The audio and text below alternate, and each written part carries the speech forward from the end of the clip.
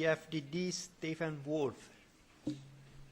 Good evening, Mr. Draghi. Thank you for attending the newly constituted Econ Group and the new members who will be reviewing and challenging your views over the next 5 years. At the ECB conference of June the 5th, you did indeed announce the targeted long-term refinancing operations and that it was aimed, as you said today, at improving bank lending to the euro real businesses, i.e. to the non-financial private sector.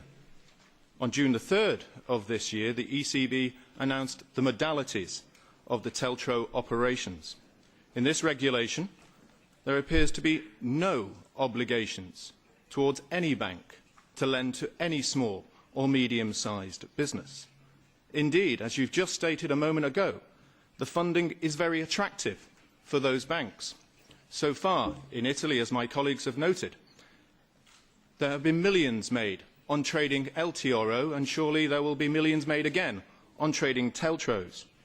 During the crisis, the LTRO simply traded private bank debt and have made it public debt. The liabilities of the ECB have grown extraordinarily.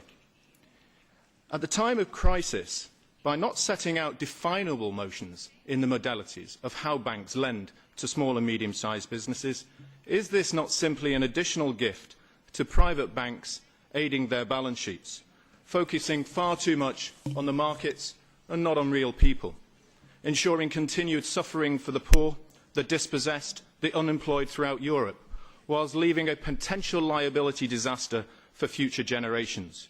You're effectively permitting banks to leverage off the ECB's balance sheet, not in the financial markets.